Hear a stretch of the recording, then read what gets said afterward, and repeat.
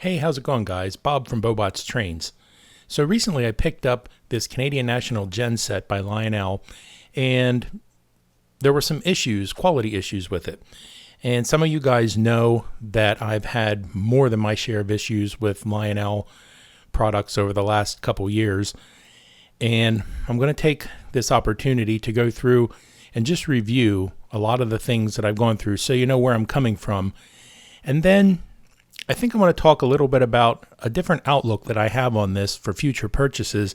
And I'm really looking for some input from you guys as to what you think about what I'm going to say and how you actually deal with these issues. And sometimes there's some strange kind of comfort in knowing that other people are having similar problems to you. So let's go ahead and get started. So I know you've been staring at this same picture, but it is a beautiful locomotive, which is part of why I purchased it in the first place. Well, that, and I got a superb deal on it. Now, it was purchased new in the box from a local hobby shop, and the paint on it and the details are extraordinary. So I carefully unpack it, and of course the first thing is the windows are all falling out. They're little pieces of plastic, and 7 of the 8 windows on the front and rear of the locomotive are laying inside the packaging out of the cab. Now, in and of itself, this is not a huge deal. You could glue them back in, but 7 of them would get kind of tedious. And it's sort of a known issue. I kind of forgot about it, I got to be honest. When I opened it up, it was a little disappointing to see this, but I remembered that this was an issue with other people on the forums. So, okay, I lube it up, put it on the track, and I try to start it out running, and I hear this horrible scraping sound, which is very familiar to me because my SD60 did it. I know that the flywheel for the motor inside is scraping on the inside of the shell, and it's scraping hard enough on the inside of this locomotive that it had trouble even moving forward. So I knew that's what it was, and I thought maybe I'd take it apart and just see if I can adjust the motor a little bit like I did last time. Now, I was able to adjust the motor, and it made it a little better, but it wasn't 100%. But in the process of taking the shell off and looking around, I really got to experience some of the build quality issues that I remembered from the past. Again, not a super big deal, but some of the piping here on the air tanks was broken off, so I had to super glue that back on. When I did my initial test out of the box, the one coupler didn't fire, and I found that the little gold coil wire was detached from the stranded wire that fed into it. So I soldered that and put a piece of tape around it and fixed that up. Understand that I fixed each of these little things thinking that I could get this thing in working condition and everything would be fine. Well, next, the roof to the cab comes off, and in taking it off, I realized that it wasn't functioning properly anyway. At the top left there, you see 2 little magnets that are supposed to hold down to that plate on the far right. And in about the center of the photo, you see these 4 little posts, and they're spring-loaded. And when the cab roof is on, they're supposed to go down, and that metal finger in the back of the cab is supposed to hold the board down so that they make contact and the lights light.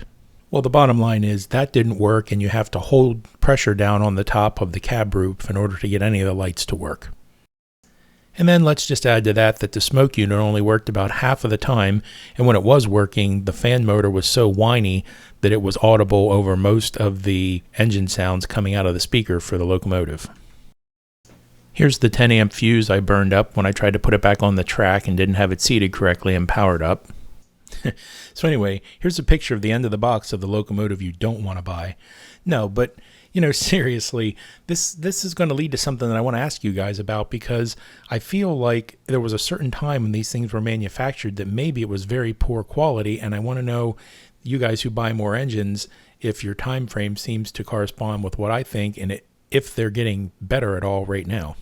I mean, as I look back through it, it seems like that date of manufacture, 6/27/11, in that, 2011 range, 2010, 11, I was buying some stuff, and it seemed really, really poor quality in general.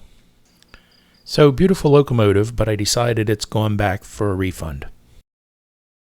Now, understand that all this started back in about 2011 when I picked up the Vision Line gen set, and I had a whole bunch of problems with it, and it went back for a refund. But if you want to read more about it, I won't bore you here. Just go to my blog, which I haven't updated lately, but I used to put that stuff on the blog down there, bobotstrains.blogspot.com, and search that out. It lists all the problems I had with that thing and why I eventually returned it. But for me, that was again another failed Lionel purchase. Then came about the biggest disappointment for me in this hobby yet. This was the BNSF ES44. I love this thing. It had a die-cast shell. It weighed about 15 pounds, was almost 20 inches long, and I wanted to do everything I could to make this thing work. But I'll put a bunch of links here afterwards that you can go to and read. Over a 6-month period, I had returned this thing to Lionel. They sent me 3 different models of this thing, new ones. And every time there was something majorly wrong with them. And I have links to YouTube posts about it and links in my blog. And I just won't bore you with it here. I mean, it was extensive. And I had email exchanges with Mike Reagan and John Zahornicki. And it's just, I wanted to make this thing work so bad. And it kept going back and forth in different models and so many things wrong with it.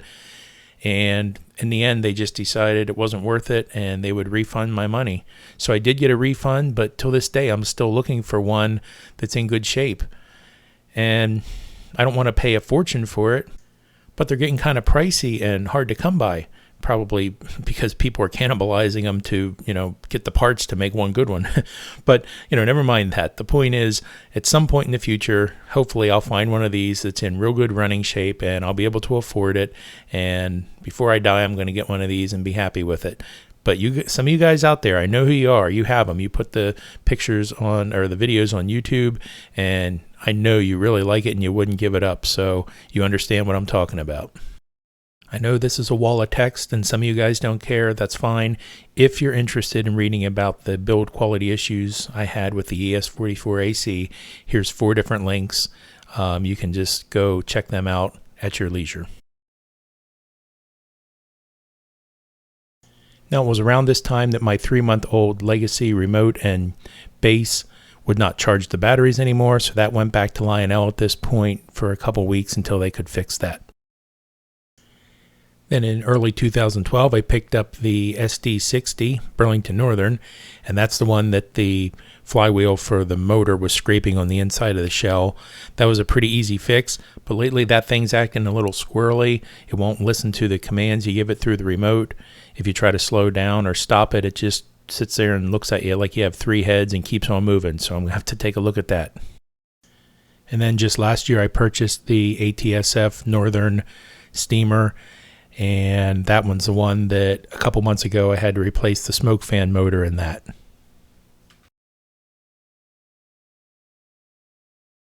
So I know if I were you guys, I'd be sitting there saying, but Bob, then why do you put yourself through this? Why don't you just stop buying this stuff? It surely is diminishing your enjoyment of the hobby. And okay, that's fair enough. But in a way, what choice do I have? Sure, there's a couple other manufacturers, but I really like some of the die-cast stuff. I really like the detail that Lionel has. I like the sounds that they have in their engines, and I like the lighting. So this is where I need opinions from you guys. My new theory on this is that if I want one of these things, I guess I'm just going to have to accept that there's problems with it from the start and build in to the purchase that it's just going to have to go back to Lionel and they're going to have to fix it. And that's ridiculous, and I hate it. I mean, I don't want to support a company who puts out defective product that's totally broken, and every time I buy it, I have to send it back to them. But I'm really kind of stuck if I want the product that they're making. This is not a Lionel versus MTH war, in my opinion. I have MTH, I like it, I have DCS, it's fine. It's just, to me, all of their engines kind of sound and operate the same, and I like some of the new features and forward thinking that Lionel's doing, but it certainly seems to come at a cost.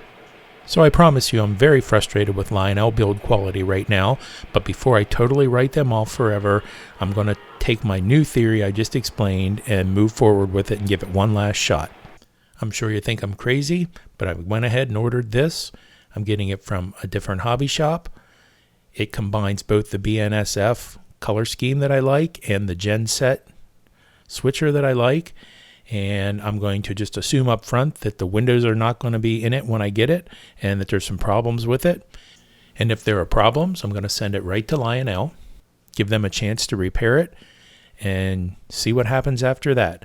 And if that doesn't work, then I guess I'll have to make that final decision for at least the near future to just go all MTH and see how that works for me. So let me know what you're thinking, guys. Am I crazy? Have you already adopted this theory? Or how do you handle it? leave your comments below. And I hope that this has been somewhat informative for you and gets you thinking about this subject.